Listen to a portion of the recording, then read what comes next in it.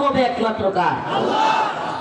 ইয়া আইয়ুহাল্লাযীনা আমানু তাকুল্লাহ ওয়া কুলু কওলান সাদীদা। আল্লাহ রাব্বুল আলামিন বলেন, হে মুমিনেরা, ইত্তাকুল্লাহ, তোমরা আল্লাহকে ভয় করো। আল্লাহ পাক কোরআনের অনেক আয়াতে এরকম আল্লাহকে ভয় করার কথা বলেছেন। ছোট্ট শব্দটা খুবই ছোট্ট, কিন্তু এটার মধ্যে তাৎপর্য অনেক বেশি। কোনো ব্যক্তি যদি আপনাকে নসিহা করার কথা বলে যে আমার একটা উপদেশ দেন, সালাফগণ বলেন এর চাইতে উত্তম নসিহা আর কিছু হইতে পারে না। ইত্তাকুল্লাহ, আল্লাহকে ভয় করো। যে ব্যক্তি আল্লাহকে ভয় করবে সে খুন করবে না। যে ব্যক্তি আল্লাহকে ভয় করবে সে জুলুম করবে না। যে ব্যক্তি আল্লাহকে ভয় করবে আলেমদেরকে জেলে দিবে না। যে ব্যক্তি আল্লাহকে ভয় করবে ম্যাক্রোকে দাওয়াত দিয়া আইনা ফ্রান্সের প্রেসিডেন্টের সাথে সুমাসুমি করবে না। যে ব্যক্তি আল্লাহকে ভয় করবে সে কোন আলেমকে ফাঁসি দিতে পারবে না।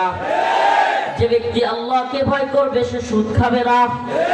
যে ব্যক্তি আল্লাহকে ভয় করবে সে ঘুষ খাবে না। যে ব্যক্তি আল্লাহকে ভয় করবে জিনা করবে না। যে ব্যক্তি আল্লাহকে ভয় করবে সে অন্যের ক্ষেতের লাইন কুবায় কাটবে না। এক কথা নেই, কথা তো একটা, ইত্তাকুল্লাহ, আল্লাহকে ভয় করো, কথা একটা, কিন্তু এটার মধ্যে তাৎপর্য কত বেশি। আল্লাহর ভয় অন্তরের মধ্যে, কারো অন্তরের মধ্যে যদি আল্লাহর ভয় থাকে পৃথিবীর কোন আইন আদালত না হইলেও চলবে। কারণ সে তো আল্লাহরই ভয় পায়, সে আল্লাহকেই ভয় পায়। আল্লাহ বলছে জুলুম করা যাবে না, সে জুলুম এমনিই করবে না। আল্লাহ বলছে চুরি করা যাবে না, সে এমনিই চুরি করবে না।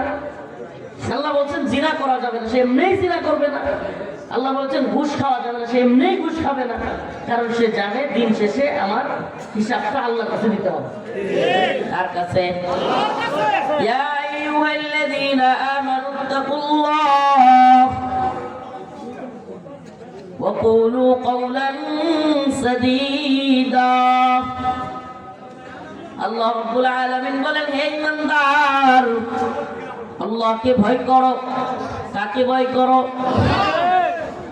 ওয়া কুলু কওলান সাদীদা, এবং সঠিক সত্য কথা বলো।